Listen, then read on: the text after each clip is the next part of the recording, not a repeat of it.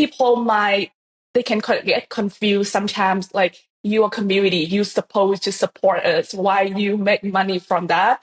But we are making money to drive the community to like a further way. Yeah. Because I'm living in Vietnam right now. So there are sometimes I'm not really honor my own root, as I say, because I'm Vietnamese, I'm living in Vietnam. Like we talk Vietnamese every day. So we do not really think about, okay, this is our root. So we need to preserve it or something. But like working in Asian Hustle Network changed that. Why, hello there, food lovers, and welcome to The Hungry Immigrant. I'm your host, Abang Brian, a chef, food researcher, reality TV star, and a guy who believes that every dish tells a story. This is where we uncover the stories behind the flavors, the people shaping our culinary world, and the dishes that bring us all together. From hidden street stalls to Michelin-starred kitchens, we dive into tastes, traditions, and untold stories of food across borders. So grab a seat, bring your appetite, and let's feast on culture, one bite at a time. What if the deepest connection to your culture came not from where you are born, but from stories told halfway around the world? In this special episode of The Hungry Immigrant, I sit down with Bonnie Nguyen, the dynamic force behind Asian Heritage Week and the senior marketing manager at Asian Hustle Network. From memories of Bánh cuốn on the back of her grandmother's bike to navigating the tensions between modernity and cultural roots, Bonnie opens up about what it means to uplift the community while honoring your own identity. We talk about growing up in post-war Vietnam, the global rise of Asian Heritage Week, and why preserving food memories like sweet fish sauce and bún chả matters more than ever.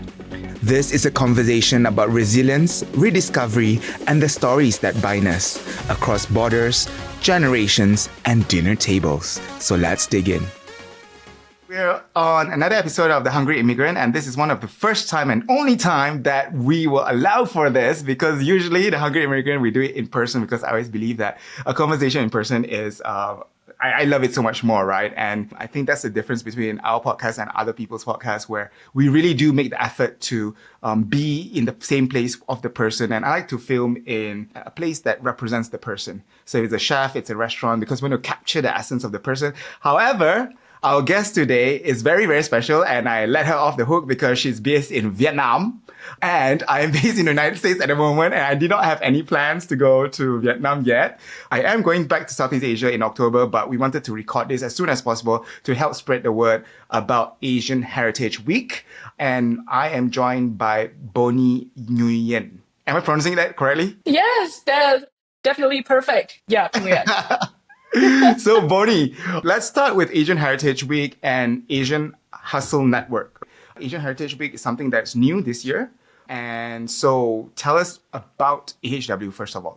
That's such an honor to me to be in the Hungry Immigrant and represent Asian Hustle Network and Asian Heritage Week.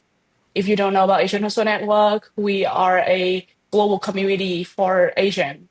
We are the world's largest Asian entrepreneurial community. And our mission is to uplift, support. We want to break down the barriers that hold out the community. We want to do that through innovation, sharing ideas, networking, storytelling, and especially we want to invest in the next generation of bright mind. You know, like after years, especially the two founders, during the time they support the Asian community, we see that in every May, Asian Heritage Month, it have like the very amazing energy, especially in the US. You know that, right? It's a very busy time of Asian Americans. It's food events everywhere, panels, celebrations. But the thing is, we feel like there's nothing like tying everything together. There is no platform that like showcasing everything and tying the events together. Then outside the US and the Canada, most of people, they do not really know what AAPI Heritage Month is. And we think this is potential. It's an opportunity for us to uplift the community around the world. And that's why we think about Asian Heritage Week.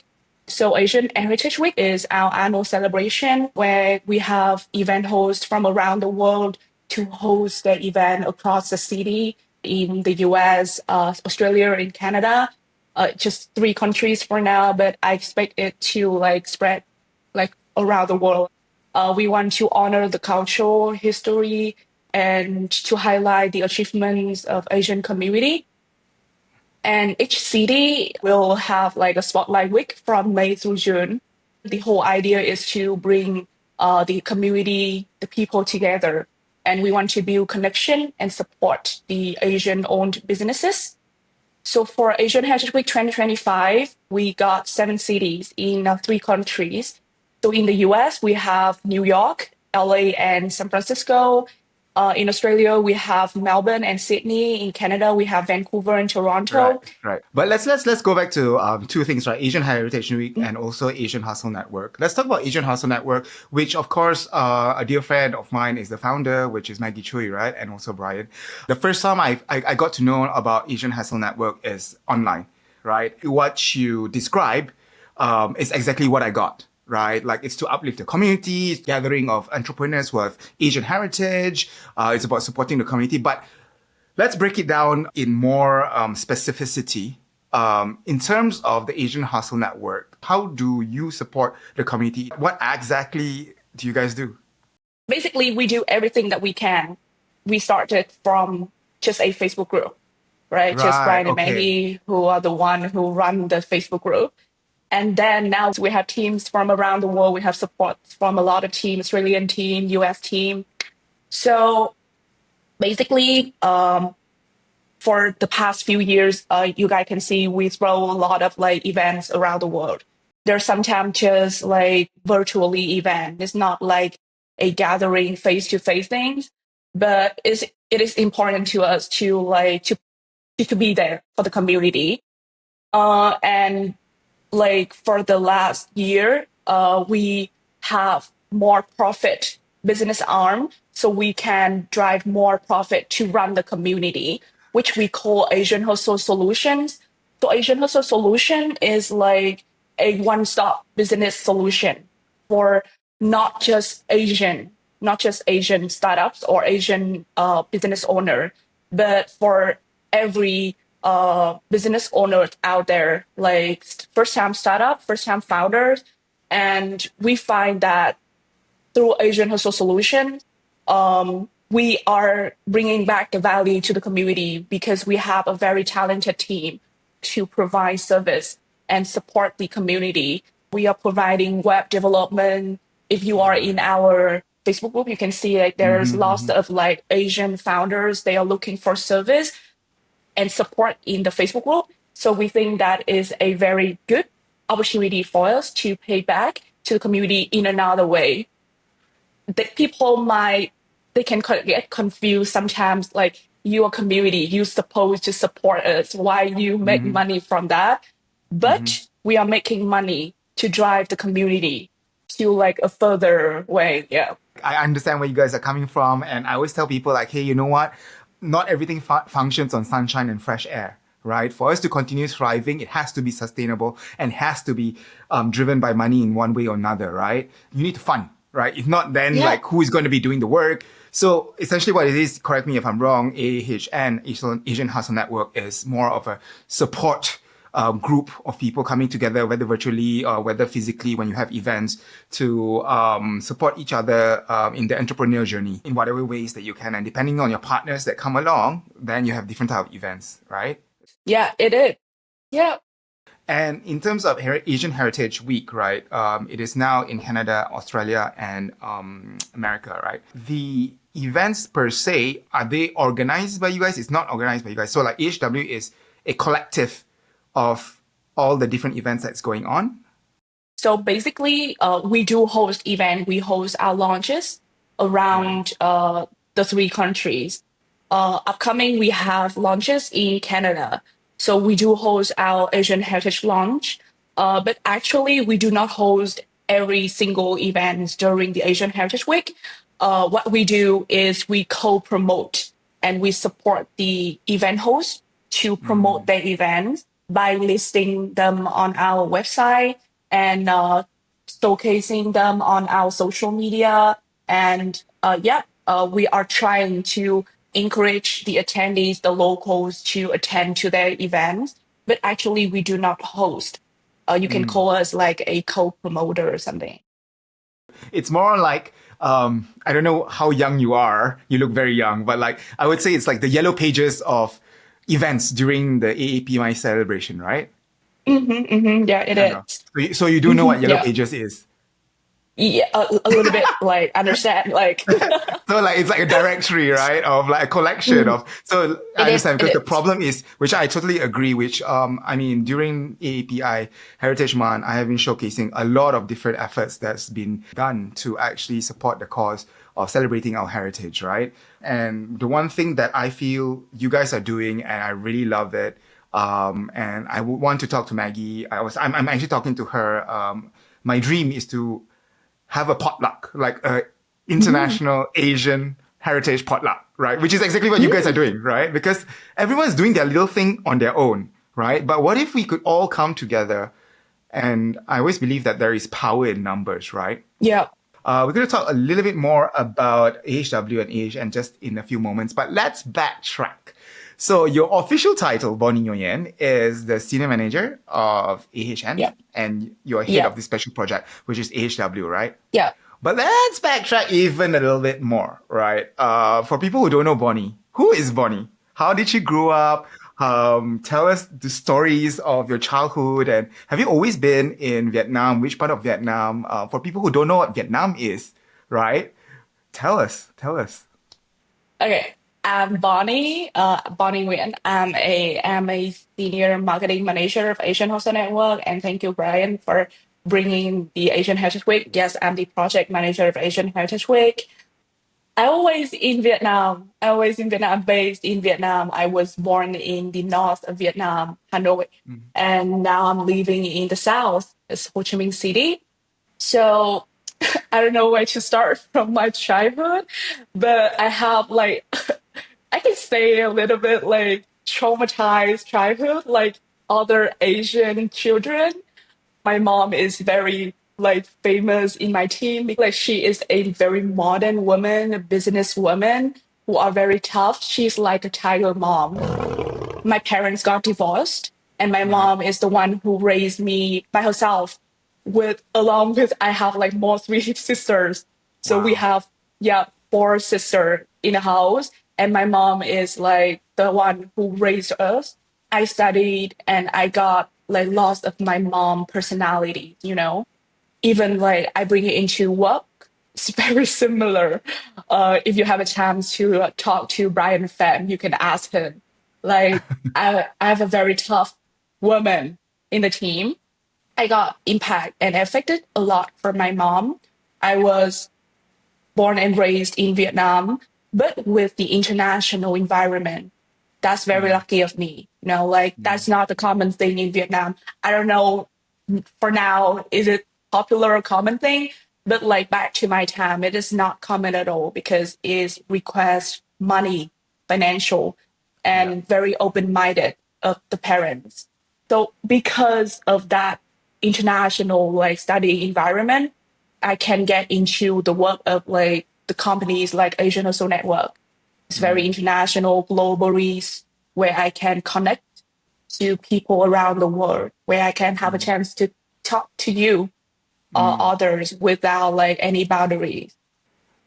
And paint us a picture of Bonnie growing up. What kind of food was she eating? What are your food memories growing up?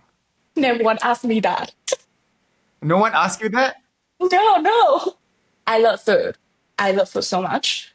I think like the food is like something very important Mm. to anyone childhood. That's why they come up with the term comfort food. And I have Yeah. think about my comfort food a lot back when I was very young. My parents got divorced. My mom, she got into like lots of financial struggles at that moment. So she decided that, okay, she should send me back to my grandma for a very short amount of time so she can have some time to got herself together in the Yeah, city. to rebuild and So Mhm. yeah, it is. So for the first few years of my life, my grandma is the one who raised me. And I can like remember like vividly the memories of like me sitting in the backseat of my grandma bicycle and she drove me to my kindergarten. And from the way to my house to my kindergarten, there is a vendor, the small Mm. vendor that they are selling bánh cuốn. Bánh cuốn is like a very common street food in Vietnam. It's not common like pho. Yeah, Everyone know about phở, everyone know about yeah, bánh mì, but I don't think that bánh cuốn is that common. It's that yeah. popular, right? But bánh cuốn is like everything to me. It's more than phở, it's more than bánh mì. So bánh cuốn So what is is bangkun? yeah, bánh cuốn is made by rice, like rice flour. They roll it with inside, filling inside is stir meat with mushroom, and there's gonna be a crispy onion on top of it, and you're gonna dip it with a sweet fish sauce. I love sweet fish sauce. I love everything that dip in sweet fish sauce. That dish is like my earliest memory of food. Myself, How much bangkun you've been eating ever since you're young, is it? I don't know. Throughout my life, I don't know. Like a lot. When you describe it, I kind of can connect with what I immediately kind of know what you are trying to describe. I think that's the beauty about the Asian nations around, and because I come from Malaysia originally, so we're actually neighbors, right? We're the south Yeah. of Vietnam, and also we have some influence from China, and and bangkuan in our culture, we have something similar. It's also rice flour, but inside, instead of meat and mushrooms, we put like prawns. Ooh. And then it's with some sort of chili oil on top and also Mm. some sort of like sweet soy sauce. Like in our country, we call it chi chong fan. And it's quite similar. I think it's from Hong Kong actually. Ooh. The Southern Chinese also have that. But yeah, I like seeing how food really changes someone. Like you were so serious talking about AHN and AHW, and she was like, nobody asked me about food I grew up with. And I'm like, no, you should always ask people what they grew up eating. I think one of the first food researchers in the world is someone called Bria Antin Savarin. And he said, show me what you eat, and I'll show you who you are. And I think that's why it's very important to understand what people eat. But let's talk about something a little bit more serious. Now we're a little bit more relaxed. I want to go back to something more serious. Obviously, you are working with AHN and you're working with, you're focusing on HW, which is celebrating Asian heritage, right? In America, this falls under the scope of DEI, diversity, Mm. equity, and inclusion. It's something that I believe if you are fighting for the Asian cause, DEI is something that's important to you.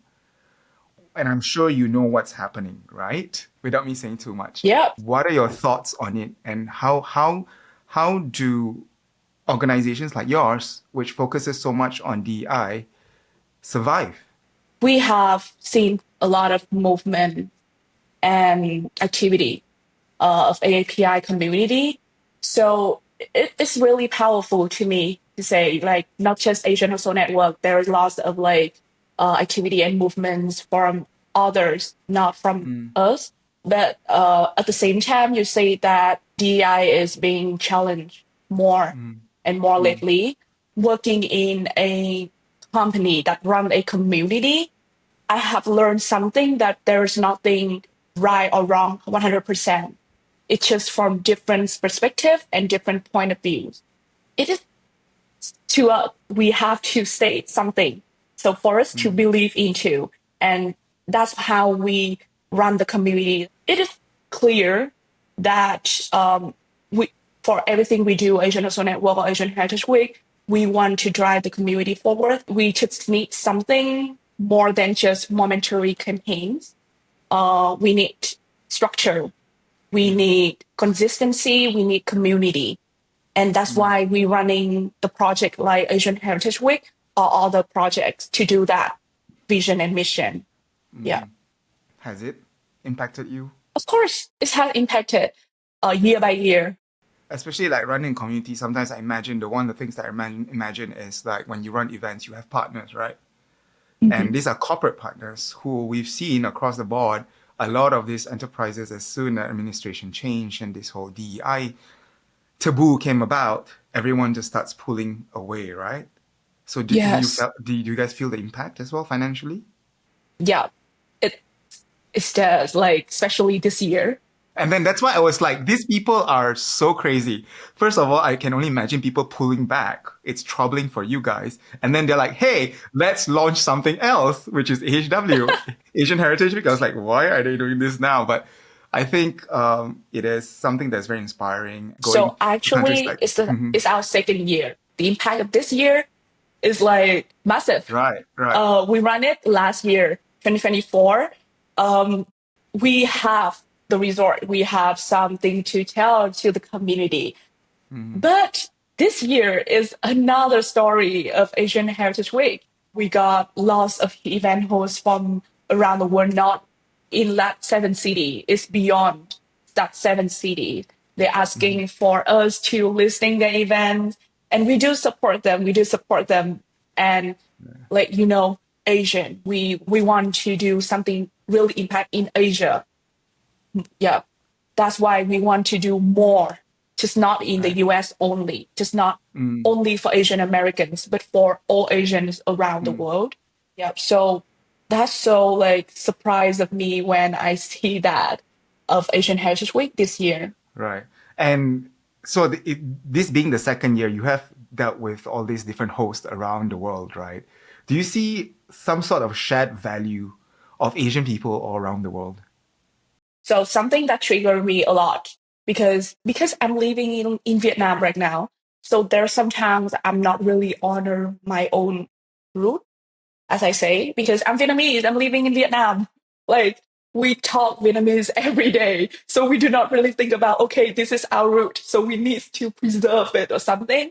But like working in Asian Hustle Network changed that.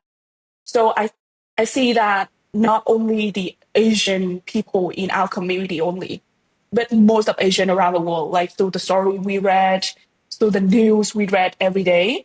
So they really honor their root. They always find some way to go back to the root to preserve the heritage, the tradition of their own. It is very triggering me when because I'm starting in international environment. So there's sometimes speaking in English, like right now, is sometimes easier for me to express the feeling, especially with my friends. Uh-huh. So as I said, we do not think about like, okay, we know we have to preserve our heritage, we have to preserve our Right, language. right. But there's sometimes in Vietnam, we have like very controversial topic discussing about like how the Vietnamese they do not speak Vietnamese at all. They speak English to each other, and I'm just like in between a bit, Like I Yeah, like to preserve yeah. Vietnamese, but I like to speak English as well. But when I'm seeing lots of like Asian diaspora or Asian immigrants out there, like they are the second generation of immigrants, Mm, but they speak their language to their children. They mm, teach them for the Vietnamese American or Vietnamese immigrants family out there. They cannot speak Vietnamese fluently as us, but they are trying. They do trying to fight back to their own heritage.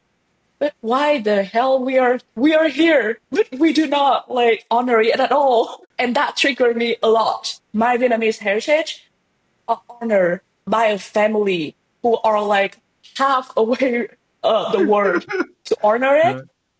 So one thing that a very powerful thing of Asian community to me, like they Yeah, very honor their root, and yeah. yeah, I got inspired by that a lot. What to you represents Vietnam when you say root? Besides Bang Cuốn? Vietnam to me is something very hard to say. Like there's sometimes I don't like my country that much, the lifestyle and stuff. We just got out from the war for 50 years. We just got the celebration. I know it's a very controversial thing to discuss, Mm, but as a youngster Vietnamese, and I'm working for the American company, mm, right? To me, Vietnam is still my hometown. Whatever, wherever yeah, I live in yeah. this world, Vietnam is my hometown. Vietnam to me is something very powerful, and they are resilient. I don't know with other Vietnamese from around the world, the immigrants, they are honor that. But to us who are living, born and raised in Vietnam, we can see that. We see how the government, they are trying to push that to our generation. And I'm not represent any like Vietnamese or the government or whatever, but I truly thank the resilience of the government. They are open. I know that sometimes we don't like our government. Uh, yeah, but I there's think every sometimes, country is the same, right? Everyone is the same, right? yeah, It's because the government is people, right? And people, come with good and bad, right? And yeah, you can't have only the good, yes, right? But bad makes hmm us realize what is good, right? So there is always yeah, room for both. I've only been to Vietnam twice. I mm, always get heart attacks. Whether it's Ho Chi Minh or whether it's Hanoi, whenever I go to the mm, roads, I'm like, oh my God, how is no one like dying? Like the traffic is crazy, but you guys it is. survive. When I just moved to Ho Chi Minh City, and then I went back to my hometown to my Hanoi, and I have same thoughts. It's like I came out of the airport and I was like, oh my God, there's so many people. And it's like, can you imagine like motor? Because I think it comes from the tradition of Vietnamese on bicycles, right? So I think there's also like, there is a lot of motorcycles like everywhere. And if you Hmm stop at an intersection, they all stop. But when they start moving, it's like a swarm of ants, right? And I was like in a car and I kid you not, I could literally whisper to the motorcyclist next to me. They were that close, but Yes. I don't know, it's like an organized chaos that no one gets hurt, right? And I think Vietnamese people are like that. Like that's how resilient you guys are. Like whatever situation you get thrown into, you find a Yes. way, right? I think to Mm. me that's one of the ways I see the Vietnamese people. But yeah, I mean, you as a young person, do you feel like you said, it triggers you, right? When you see the international community, the Asians diaspora, which is the immigrants abroad, and how they are trying to relate back. And I think that's normal, right? Whenever you have something in abundance, you take it for granted, right? Do you feel that? Of course. That's why, yeah, of course, that's why it's triggered me, right? I don't think that if I ever got into Asian Hustle Network, am I ever gonna realize that? Am I gonna live that life with like in between not like honoring my root and Mm, heritage for like mm, whole of my life? But balancing is something that we never think about that. Like I live in the community for that few years. Balance is not a word that we talk every day because we work in that, we mm, live for that. mm, But if personally, to me, is a very tough thing to do.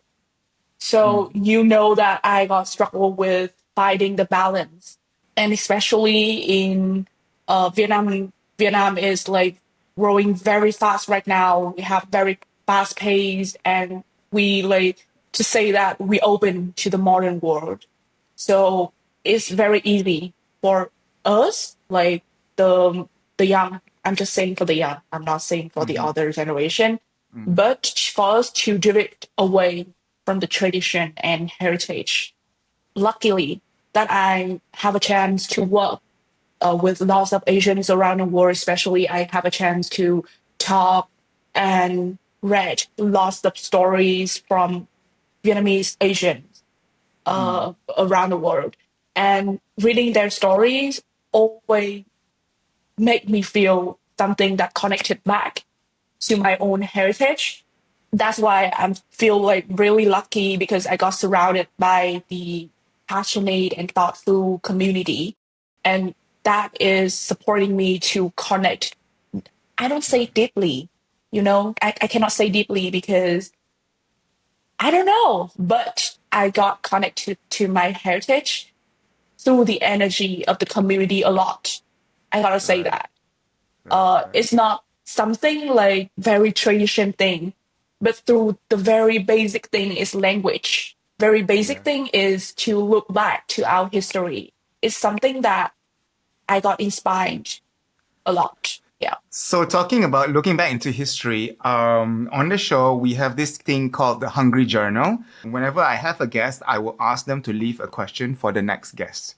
So this is a Ooh. question from someone, and I'll ask you a question. I'll write it down for you.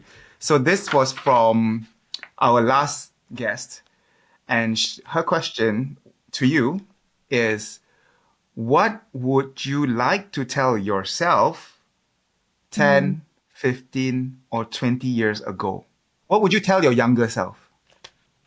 Okay.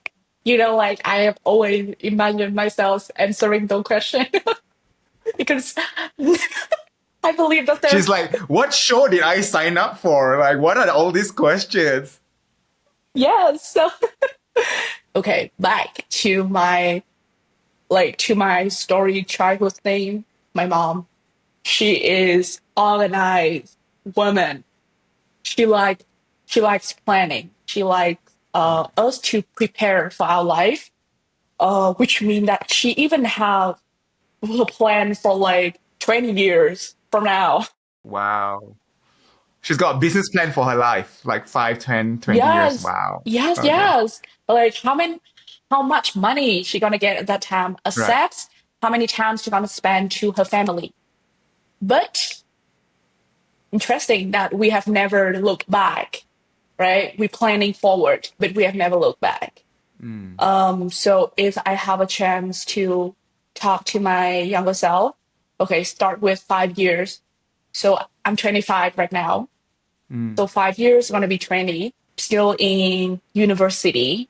I got into depression at that moment. So one mm, thing that I'm gonna tell myself at that time is I don't have to be that tough to myself. I don't need to be like the perfect girl, the perfect daughter who bring like mm, a very good grade back mm. to my mom because after that depression, I understand that my mom is not looking for good grade. She want me to live the best of my life. But me in 20, I cannot understand that. I cannot Right. understand that because I'm just looking for what I'm seeing at that moment. Mm-hmm. If 10 years ago, I'm 15, um, secondary school, middle school. I was a very shy girl at that time, not really that active like you're seeing right now. Mm. I want to tell to myself that you're gonna grow up. You're gonna grow up as a very bad ass woman, very strong boss, very strong Yeah. leaders, and you're gonna find your own self. So live your life. Mm-hmm. Find good friends, good friends to play with because we got a lot of trouble with friends and Yeah. relationships. And if further, when I was 10, um, like my mom, she got into divorce and she just got um, my sister. So, and I feel vulnerable at that moment. The 10 years old girl, how can I understand that? Okay, my mom should spend time to my sisters because they are babies. Yeah. Yeah. I want to tell myself that it's okay. Like they are your sisters. Your Yeah. mom Yeah. loves you. She loves you no Yeah. matter what, and she will prove in the future more. She gonna give you everything she has, and don't just look at what like the single action for now, because they are babies, right? They're gonna need Yeah. more of love Yeah. from Yeah. the mom, but it's not mean that your mom doesn't love you anything. Yeah. But okay, now instead of looking to the past, let's look forward. In terms of the collaborations that you are excited about with AHW, maybe share with us some of the exciting ones that are coming up.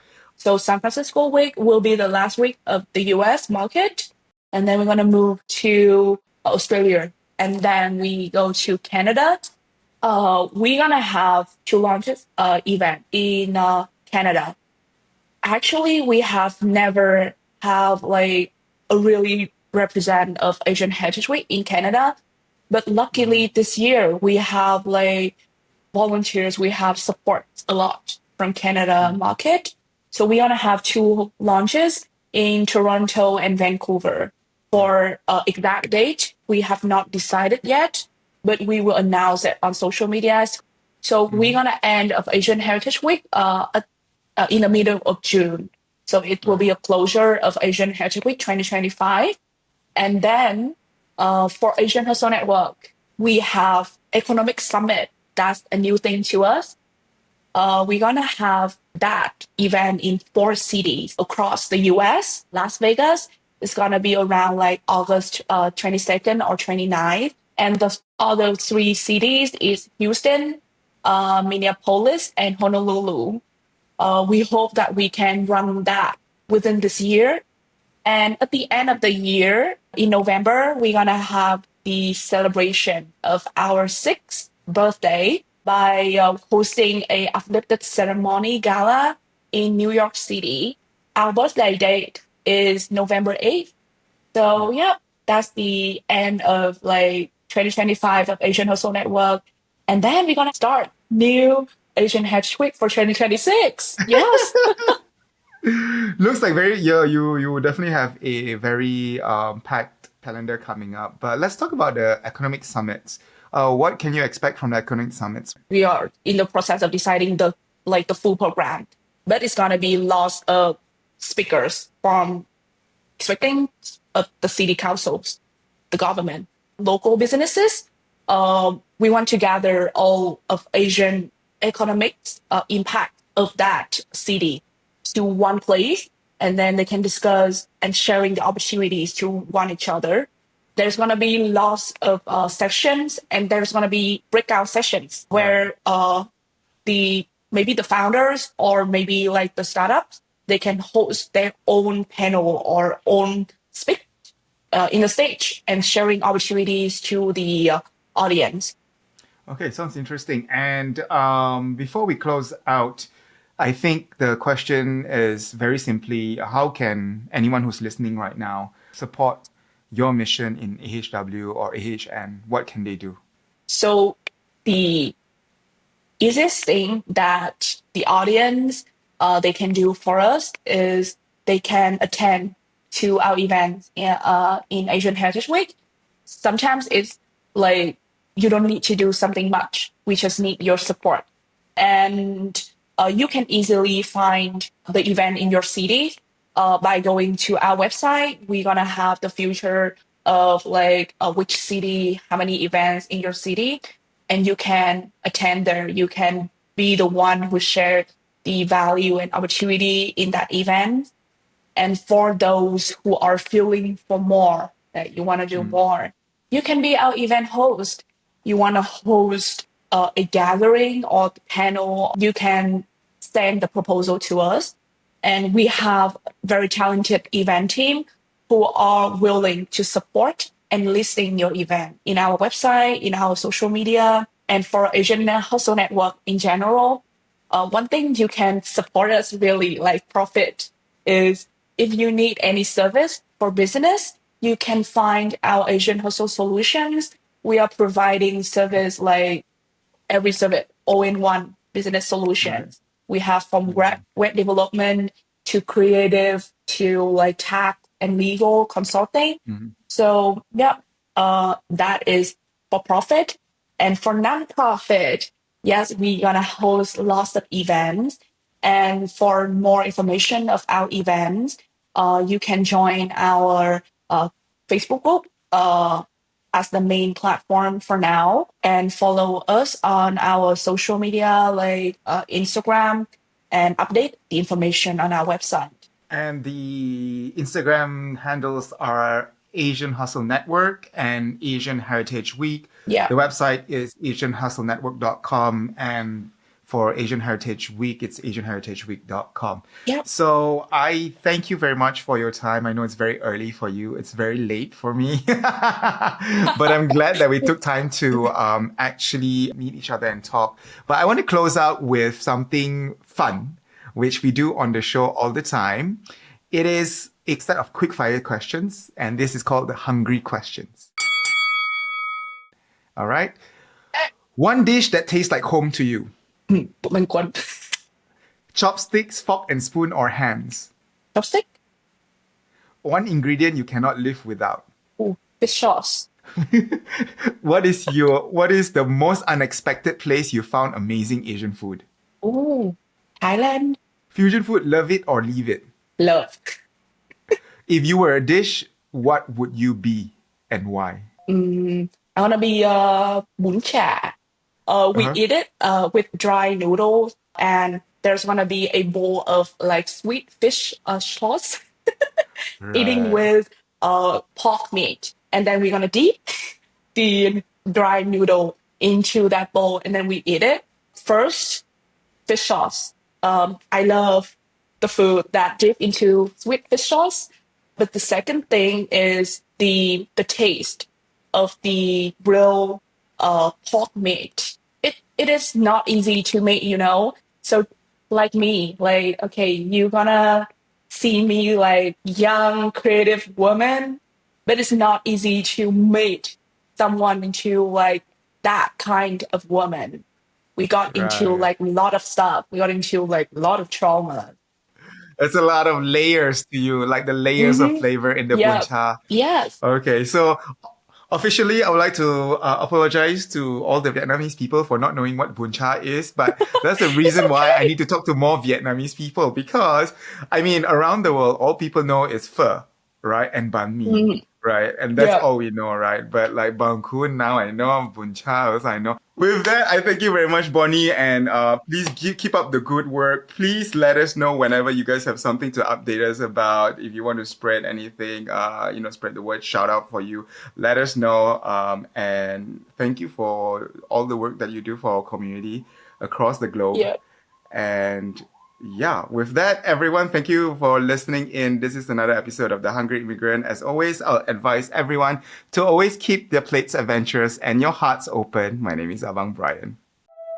Terima kasih and thank you for joining us on another culinary journey. Just by tuning in, you're already helping us to keep our stories, our flavors, and our heritage alive. But the reality is, our culture is fast disappearing. And when we lose a part of who we are. So if this episode resonated with you, I have just one small favor to ask. Hit that subscribe button and share this show. Talk about it with your friends, your family, or anyone who loves food, culture, and all the stories that bring us together. Let's keep these traditions alive, not just in history, but in our kitchens, our conversations, and our hearts. And don't forget to follow us on Instagram at Hungry Immigrant and my personal account at Abang Brian for behind the scene moments and extra bites from each episode. I'm Abang Brian, reminding you to always keep your plates adventurous and your hearts open.